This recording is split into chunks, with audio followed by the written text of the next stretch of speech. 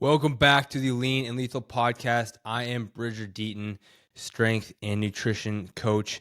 This is part 2 of our series, the final part, on how to structure your training program in order to get maximum gains in progress and break through any plateaus. So if you haven't listened to part 1, make sure you go back and listen to that.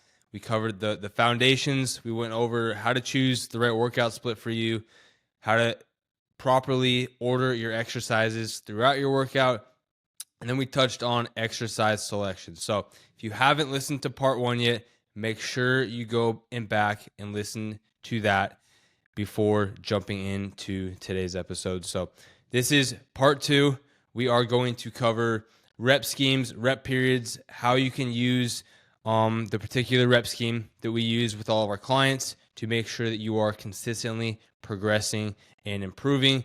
And then we will touch on intensity, where that should be and how you can gauge that during your workouts, and some common mistakes and how to fix them in terms of your programming, recovery, mobility, warm-ups, and things like that to really make sure you're getting everything you need out of your workout and give you the full blueprint to put together an effective workout program for yourself. So with that being said, we will jump right into it today. We are starting off with rep schemes and rep or rest periods. So a lot of this is going to simply depend on what your goal is, like we talked about with that exercise selection. And you'll always hear people go 1 to 5 reps is strength, 6 to 12 reps is hypertrophy, endurance is whatever, 15 plus reps. And while there is some validity to that, it is not as rigid as people make it seem. It's not that if you lift less than 5 reps, you're going to increase your strength no matter what. It's not that if you're between 8 and 12 reps, you're going to build muscle no matter what.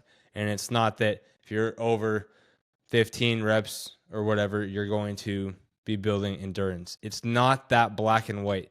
But what we do have to pay attention to is, like, one, there is some validity to those ranges for sure, but it's not exactly what, for the reasons that you would think, for instance.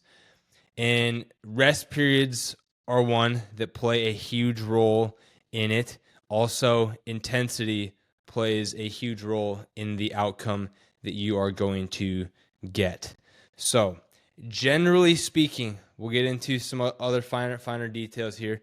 Generally speaking, yes, if your goal is strength, and this is we're going to kind of break this down. Most of these that we are talking about right here are for your main compound movements. Things like we talked about in the part 1, your isolation work and some of your accessory work, those are going to be a bit higher in rep ranges. One, because when you're on machines or you're working in isolated muscle group like your biceps or triceps, for instance, there isn't as much muscle motor recruitment and tax on our nervous system as with the compound lifts. So you're able to do more volume with those movements. You don't have to worry about stability like you do with some of the compound lifts. So a lot of times there's a lot of extra factors that are going to start to limit you with the compound lifts when you get into those higher rep ranges, because what we want is to give ourselves that proper stimulus, whether it is muscular fatigue and getting close to failure, or it is focusing on power and you're trying to produce that explosive movement as fast as possible and as quick as possible. After you get to 6 reps, if you're focusing on power, you're going to start to get fatigued metabolically, cardiovascularly, and you're not going to be able to produce as much power. So generally, if power is our goal, we're going to be 6 reps and lower, just because once we get above 6, we are starting to accumulate fatigue with other systems that are going to impact our output. And the same goes with strength. So if our goal is to increase strength, we are really focusing on lifting more weight over time. That is simply all it is those sort of neural adaptations that are allowing us to lift heavier and heavier weight. And if we are getting into high rep ranges where our cardiovascular system is getting taxed before our muscles are getting taxed to the point that we want, we're not going to be able to progress in the weight that we're lifting quick enough. So generally, strength can be anywhere, I would say, between 1 and 8 reps. Now, we don't want to just be doing 1 rep all the time. You don't want to be maxing out all the time for a couple of reasons. One, highly increases your risk for any sort of injury. 2 is there's just not enough volume there if you are constantly just hitting 1 rep max after 1 rep max in order for you to progress. And you'll see once we get into kind of the rep range that we use in that system as to how we can avoid that and get around any sort of plateau. Now, generally for hypertrophy, we are looking at more moderate weight, I would say, in a bit higher reps, looking for more of that muscle breakdown, that muscle fatigue, really reaching fit failure. So we're going to be generally between 6 and 15 reps. Now, that sort of 12 to 15 rep range is going to be more for the isolation work, such as like your arms, shoulders, even finishing off like chest flies and things like that. Majority of the work, like I said before, is probably going to be between that 6 to 10 range because we want to be able to reach that muscular failure before we are reaching that cardiovascular fatigue that is going to take over and limit us from truly putting as much stimulus on our muscles as possible. Now, endurance-wise, that is where we are simply focusing on reaching that cardiovascular or that metabolic conditioning kind of upper limits or upper thresholds. So we are getting way beyond those 15 reps and really pushing that sort of metabolic conditioning. And there's going to be a lot lower rest periods here. This is not going to be great for increasing strength, increasing hypertrophy, or power. It can help indirectly, as improving your endurance will allow you to have bigger thresholds or windows as to where you can push the weight without getting fatigued cardiovascularly. But generally, that is like a secondary training, the cardio or conditioning piece that is separate from our main strength and hypertrophy training. And a lot of guys, they go in there and they're supersetting everything. So they're not taking any rest periods. They're bouncing from one exercise to the next, to the next, to the next. And they're turning their weightlifting session into a cardio session or an endurance session. That is not the goal. If you want to do cardio and endurance, that should be a separate thing. Ideally, if you're able to, an entirely separate session. So maybe one in the morning, one at night, or obviously most of us should not be lifting 7 days a week. So maybe on those 2 off days, you do some sort of cardio on those days, or just simply walk more, focus on your step count throughout the day. That will do the trick for most of you if your main goal is fat loss. So the higher rep ranges, more endurance focused, increases your conditioning, a lot less rest. Now, one place you can throw some of these in is like the very last set of your workouts, doing a burnout where you're going to absolute failure. Well, I would say just increase the weight so that you're getting the failure a lot sooner. You can do those sorts of burnouts at a little bit higher rep ranges to finish it off, but you should not have the majority of your training in that if your goal is strength or hypertrophy. So now we will talk about a sort of how to use rep ranges in order to progress. So I'm looking at a little chart here I have in front of me, just as a guide to make sure I kind of walk you guys through it. I'll show it to the camera here. So I wrote this out. This is probably backwards for you guys, but that is how we are progressing with rep ranges. So there's two ways you can write out the program. You'll see like 4 by 10 as an example. So that would be 4 sets with 10 reps per set. And instead of giving just exact numbers like 10, which sometimes we do, majority of the time we program in rep ranges. So what that means is it'll be like, for an example, it'll be 4 by 8 to 12.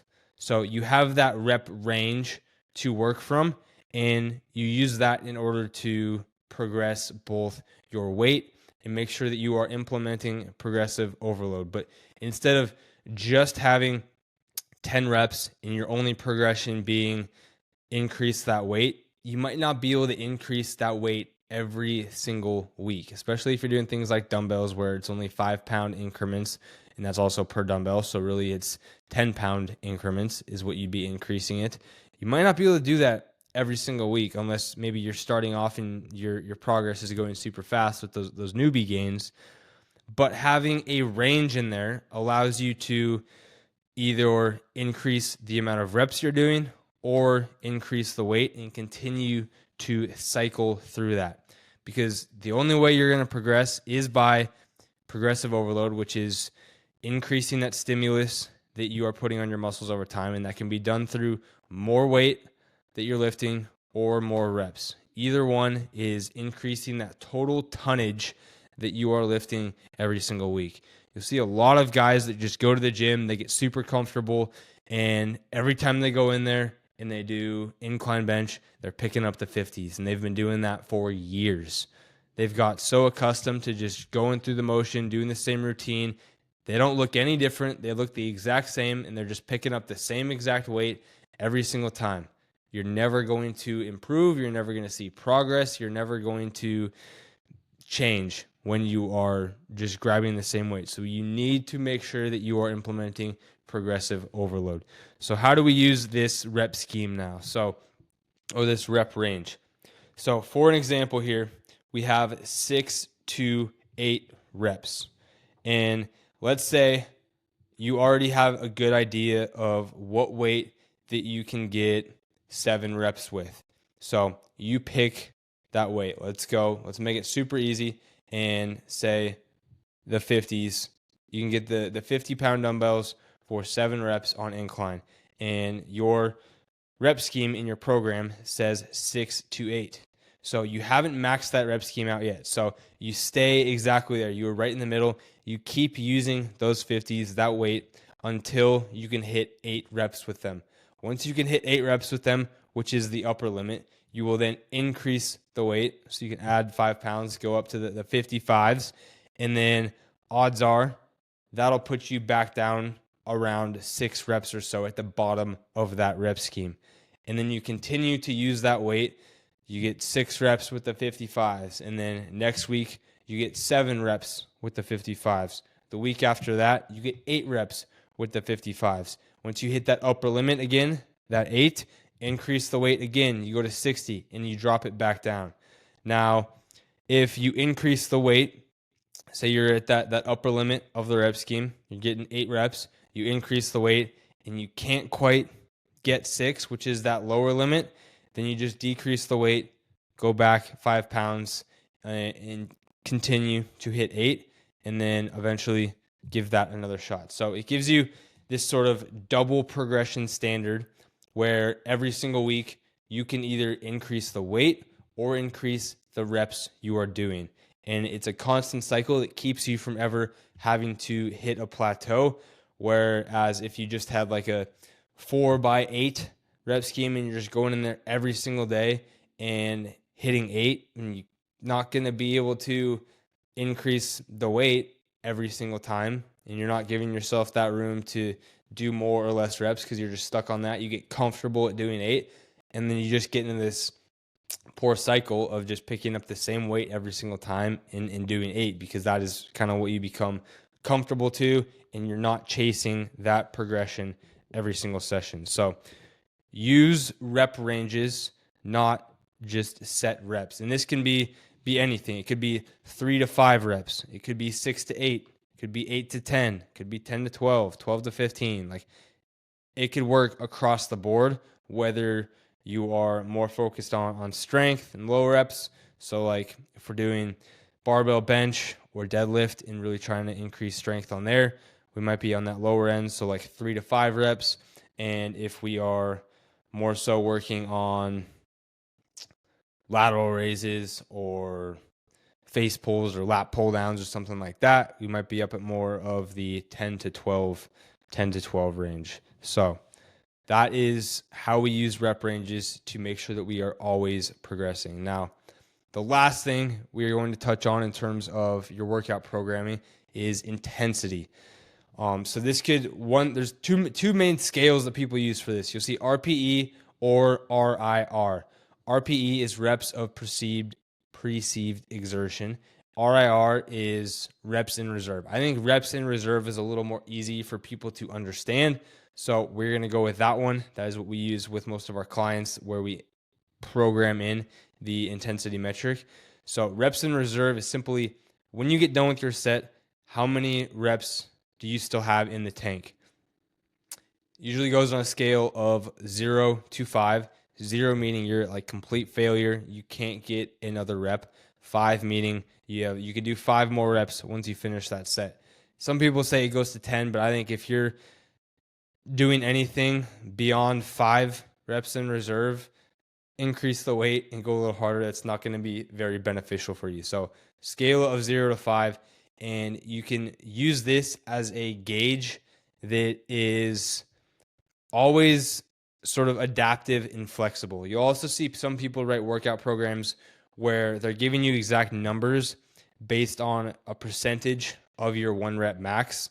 So say, for instance, just for easy math, your 1 rep max is 100 pounds and your workout might say 70% 1 RM. So you're supposed to use 70 pounds for that movement that day.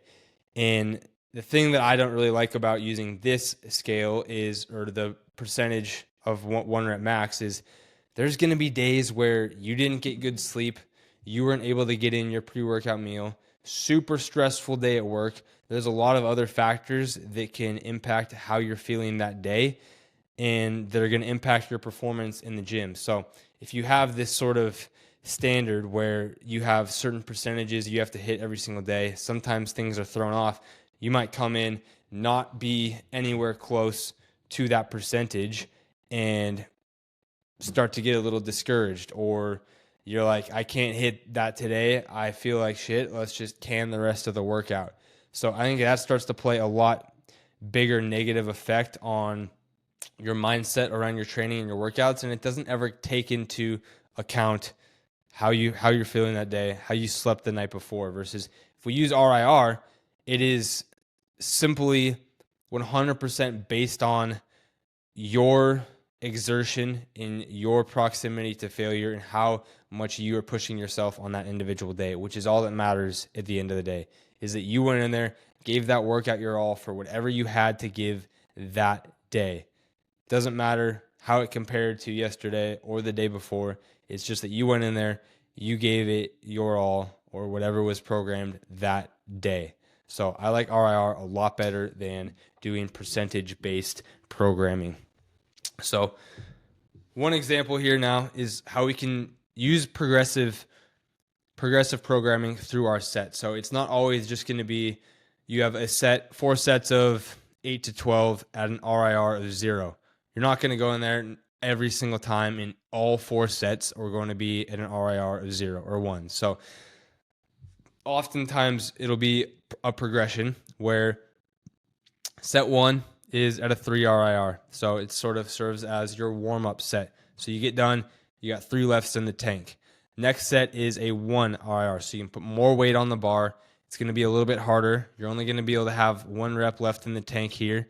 And then the next set, 0 RIR. So you're like, all right, next set I need to fail on this one. Like it's going to be max effort. So I'll put a little more weight on the bar. So you're progressing through the set using this RIR pattern versus just going in and putting the same weight on the bar and doing that for all 4 or 3 or 4 sets. So that is how we can use reps in reserve. And You'll hear a lot of people say too, it's like, well, do we need to get to failure on every single set? And no, you do not. That is not, there's been a lot of research on that. You don't have to hit failure on every set to progress. Although one caveat to that is that the large majority, or really almost everybody, when you think you're at failure, you are not actually at failure. So that's why more often than not, I like to tell people, yes, try to hit failure, go till failure on that last set or two, even when they're starting off, because most of the time, if there was somebody else there in person, they're not actually at failure. They could probably get anywhere from 2 to 5 more reps. I think in some of these research studies they did, they told people to go till failure, and then somebody came in and had them perform more. And like when they thought they were at failure, most of them had a good 3 to even like, I think the highest was like 16 reps more that they could do when they thought they were at failure. So I really like to push people to go to what they feel is failure, because one, that's how you're going to develop more mental toughness too. That's a huge part of that, is getting uncomfortable, really pushing yourself to those limits. But another thing is most of us aren't at failure when we think we actually are. So that is how we are going to gauge that intensity through workouts, is using reps in reserve. So now between part 1 and 2, we have now covered choosing your workout split, choosing your exercise order and why that matters, exercise selection and how that pertains to free weights versus machines, compound movements versus isolation movements, and really choosing exercises that are based off of your goals and your weak points. And then today we got into rep schemes, rest periods. Oh, I guess we missed rest periods. We need to go back and talk to that. And then intensity during your workouts. So we need to hit on rest periods real quick before we wrap this up. I mentioned it a little bit with guys that skip their rest period and turn everything into cardio. They're supersetting everything. Rest periods are super, super important. Not only do we need to let our heart rate come down and recover cardiovascularly, we need to give on our muscles time to rest. And then 3, the most important thing, our nervous system needs time to recover and reset so that it can fire, in those muscle fibers in units can receive that signal in order to fire and contract and perform the movement. So if we're not giving our time or our body adequate time to rest and recover, then each set we go in, we're going to be able to put up less effort, less weight, and we're not going to be able to get the most out of it. So you'll see like power lifters that are in there really trying to increase their strength. Some of them are sitting there for 5 minutes between sets, really letting their body fully recover so they can give that next set their absolute all. Now, most of us don't need to be waiting 5 minutes. We don't really have time for that, most of us, and a little bit excessive. But I would generally say for all compound lifts, you should be at an absolute minimum 2 minutes to around 3 minutes or so. For a lot of your accessory work, kind of lat pull downs, some of those machines, anywhere from 90 seconds to 2 minutes.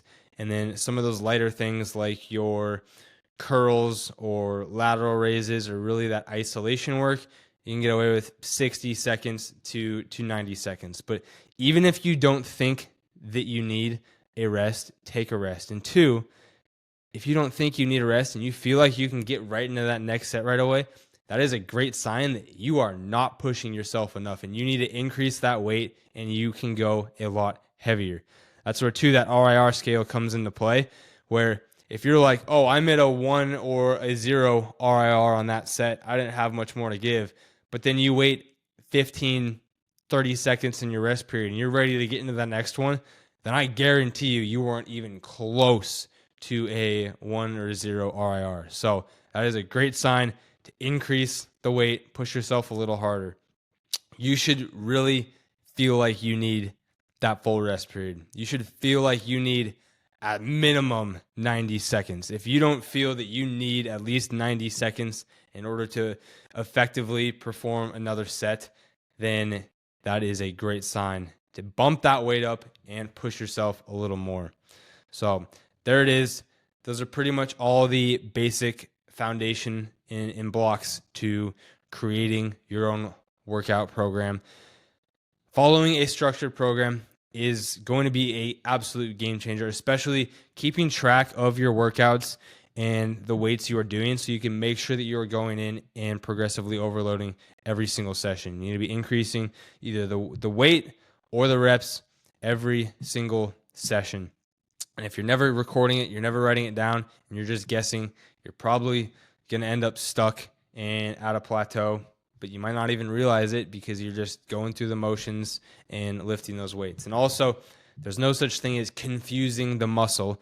Have a structured program and follow it for 6 weeks or so, 12 weeks even. If you're progressing, there's no reason to change it. If things are progressing, there's no reason to change things up. You're not confusing the muscle. You don't need to have some new fancy workout like you see on Instagram every single day. Build out a good solid program, run with it for anywhere from 6 to 12 weeks before you make any changes. And oftentimes a lot of those changes are small changes to the rep schemes, depending on like if you're in a strength phase, a power phase, a hypertrophy phase or block, or they're little adjustments or swaps for some of the isolation exercises or accessory work. The main compound lifts can almost stay the same for close to your whole life. So that is building out your workout programs. Make sure you're writing them down or recording them in some way. You can put them in the notes in your phone, record the weights, have that same structure. Now, recovery is going to be a huge part. We talked a little bit about this when forming your workout split. Training 7 days a week isn't a flex. It is either a recipe for burnout if you are training at a high intensity, or it is just showing everybody that you are not pushing yourself during your workouts, and that's the only reason you're able to train 7 days a week. And recovery isn't all that fancy shit like ice baths, red light therapy, your Theragun, all of that stuff. That's not recovery. Recovery is rest. Here, Dr. Mike Israetel talk about this a lot. There is no gadget or thing like that is truly going to speed up recovery and help you recover more than just time and rest will. So plan your workouts accordingly. Highly urge you to, if you're able to, like if you're doing 5 days a week, do 2 days, take a rest day, do 3 days, take a rest day. Or 3 days a week, go Monday, Wednesday, Friday. 4 days a week, go Monday, Tuesday, Friday, Saturday, or Monday, Tuesday, Thursday, Friday. Like try to break it up, put little rest days in between versus doing like 5 back-to-back and then having 2 days off, or 4 back-to-back and then having 3 days off. So the more you can incorporate rest between your sessions, the better results you are going to get.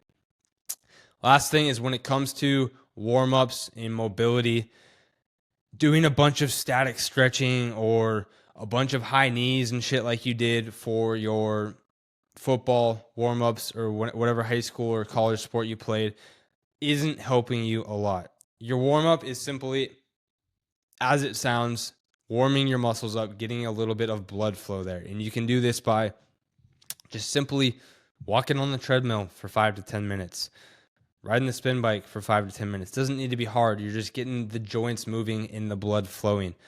And then once you get into your workout, especially for those first 2 compound movements, just start with light weight, start with the bar, and then progressively add weight on there. And that serves as your warm-up. There's no better way to warm up for a squat than doing some squats at a lighter weight, going through the full range of motion, getting the blood into those muscles.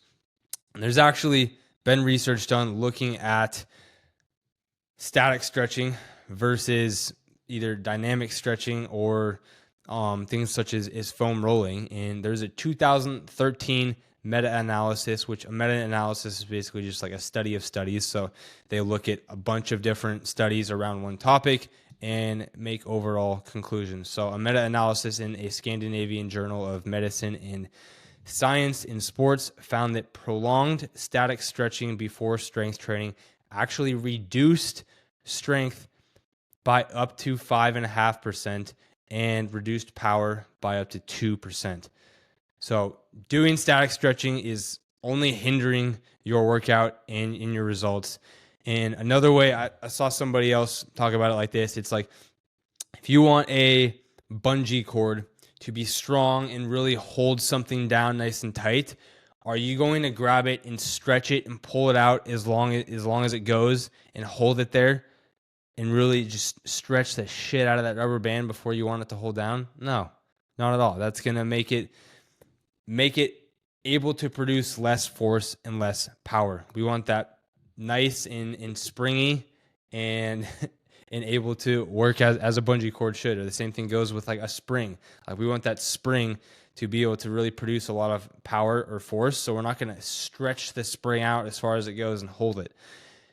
I think static stretching is one of the biggest sort of misconceptions when it comes to health and fitness, where a lot of people always talk about it. Oh, I need to stretch more when not. No, that's not the case. It has a lot more negatives for you than it does positive. And then as far as mobility goes, mobility comes through strength training, through dynamic movements.